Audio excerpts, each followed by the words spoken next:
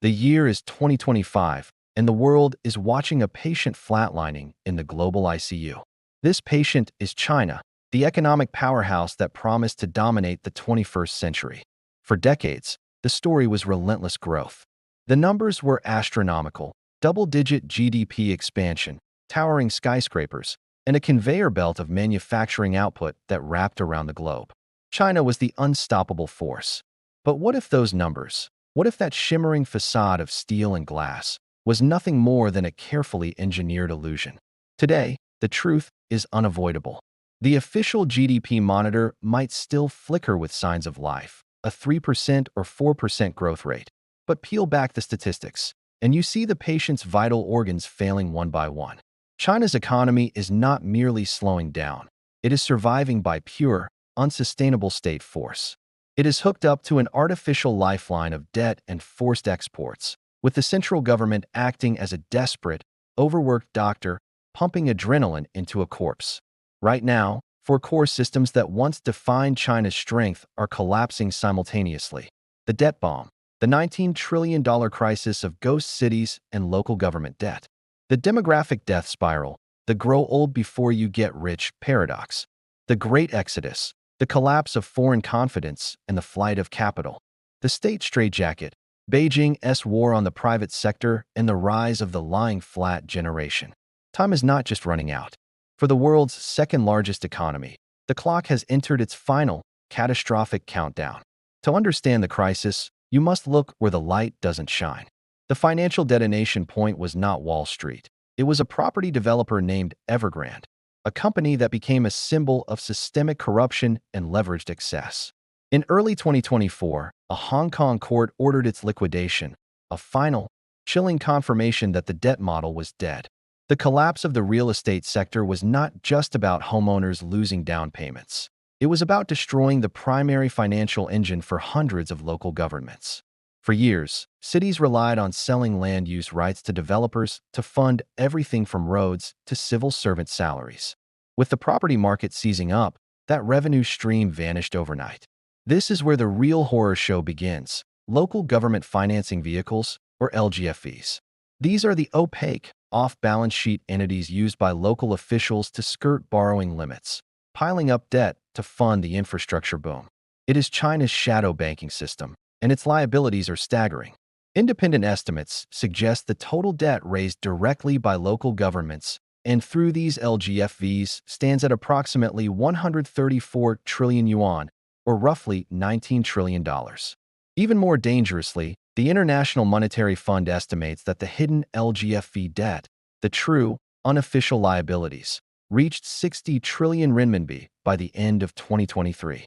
That is equivalent to 47.6% of China's entire GDP, hidden off the official books. This debt is not abstract. It is causing a fiscal breakdown across the provinces. For at least 12 provincial units, the monthly debt servicing costs have now surpassed 100% of their monthly fiscal income. Think about that. They are spending more on interest payments than they are earning. They are structurally bankrupt. The consequences are real and immediate.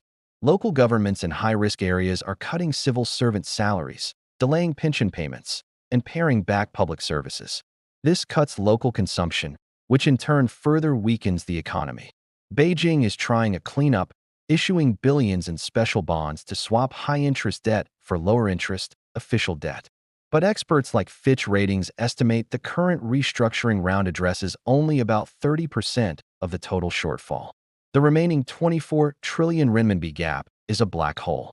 China's local governments are now in a spiral. The property market dies, fiscal revenue disappears, debt interest consumes all income, and public services crumble.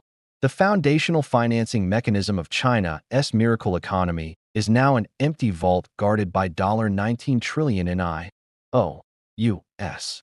The debt bomb has not just detonated. It is now a slow-burn crisis dissolving the state's fiscal authority from the bottom up. If the debt crisis is the heart attack China is suffering today, the demographic crisis is the terminal, long-term illness that no amount of stimulus can cure. And the future is arriving far faster than anyone predicted. Decades of the rigid one-child policy, followed by the rising cost of living, have broken China's reproductive engine. China's population began shrinking in 2022, a historic turning point. Its current growth rate is now estimated at -0.15%. The single most terrifying number in the Chinese economy is the fertility rate. As of 2024, it sits at approximately 1.15 children per woman. This is drastically below the replacement rate of 2.1, and it is on par with some of the world's oldest societies, like Japan and South Korea. But here is the critical difference. Japan and South Korea achieved their demographic decline after reaching high-income status. China is doing it before it grows rich. The working-age population, the engine room of China's factory floor, is already contracting. It fell from 69.2% of the total population in 2012 to around 62.6% in 2023. Conversely, the elderly population, aged 65 and over, now surpasses 15.4%, classifying China as a rapidly aging society, according to the UN metric. This demographic shift creates a devastating economic paradox. The consumption crisis: a nation of elderly people saves, they do not spend. As the population ages, the overall consumer base shrinks, crippling the central government's long-standing goal of transitioning to a consumption-led economy. The labor shortage: the shrinking pool of young workers will drive up labor costs, eroding China's competitive advantage as the world's factory, just as the state desperately needs exports. The fiscal collapse: the elderly support ratio, the number of working adults per retiree, is projected to collapse from roughly 9 to 1 to as low as 2.5 to 1 by 2050. Who pays for the pensions? Who funds the soaring healthcare costs for a population prone to chronic disease? The shrinking workforce simply cannot bear the financial burden.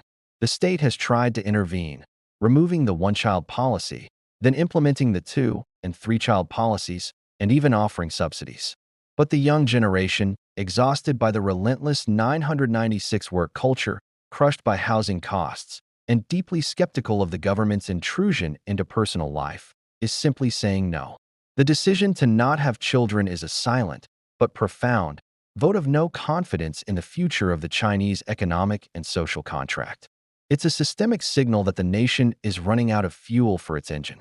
An economy, at its heart, is a confidence game. And in China today, confidence, both domestic and foreign, is at an all-time low. This crisis is measured in two chilling statistics: youth unemployment and capital flight. First, the domestic confidence crisis is manifested in the young generation.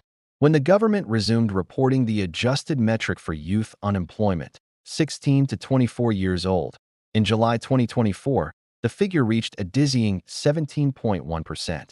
This is 3 times the national average and comes despite the government removing students from the count to mask the true depth of the problem.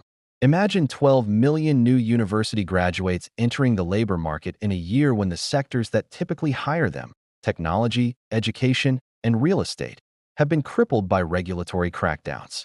This is not just an economic problem. It is a profound social threat to the legitimacy of the Communist Party. This economic despair has given rise to the cultural phenomenon the state fears most: tongping, or lying flat. This is a quiet rebellion, a collective refusal to participate in the punishing, hyper-competitive rat race that demands 9 a.m. to 9 p.m., 6 days a week work for diminishing returns. Young people are opting out, moving back in with parents, freelancing, or simply not engaging in the economic machine. When the best and brightest choose to lie flat, the engine of productivity stalls. Second, the foreign confidence crisis is a stark, black-and-white indictment.